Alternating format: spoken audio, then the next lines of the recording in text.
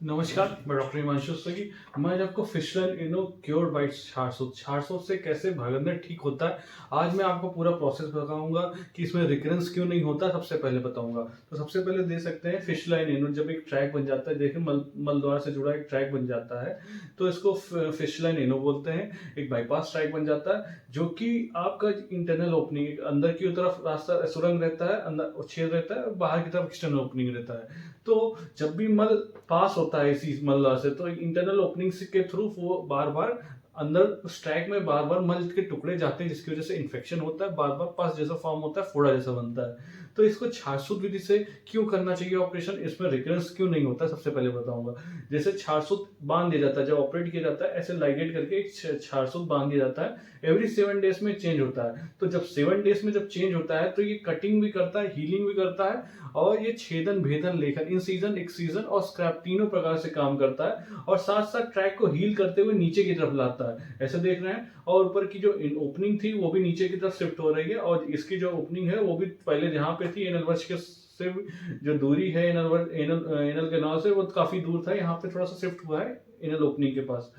तो देख रहे हैं ऐसे शिफ्ट होकर जब 7 दिन बाद ये शासुत दोबारा चेंज हुआ तो ये इंटरनल ओपनिंग डेंटेड लाइन के पास थी, फिर इसके बाद नीचे आ गया है। वहीं फिर 7 7 डेज बाद चेंज हुआ है, तो ये दोनों स्पिंक्टर्स को बिना क्षति पहुंचाया फिर नीचे आ गया, और फिर 7 दिन बाद निकल गया, दोबारा चेंज किया गया।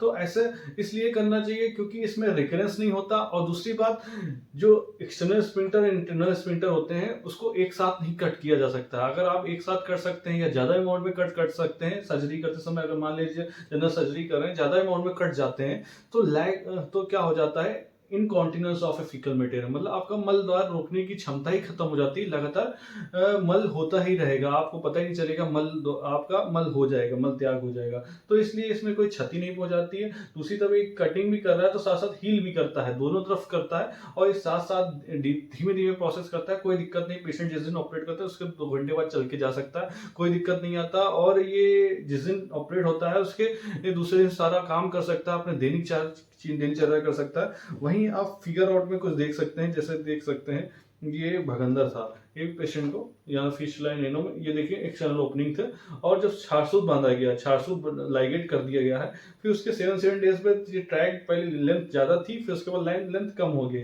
फिर अंदर भी ऐसे हील हो गया आया, और फिर धीरे धीरे कट के निकल गया। तो एवरी 7 डेज में रिपीटेड होता है, कोई चीरा नहीं होता, कोई घाव नहीं होता, और बहुत सरल उपचार है।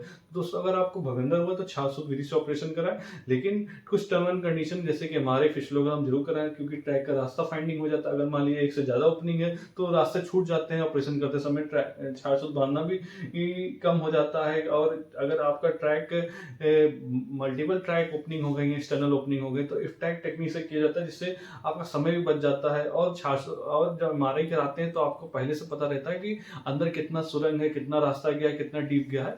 तो दोस्तों, ये रही जानकारी फिश लाइन एनो में छारसूत से कैसे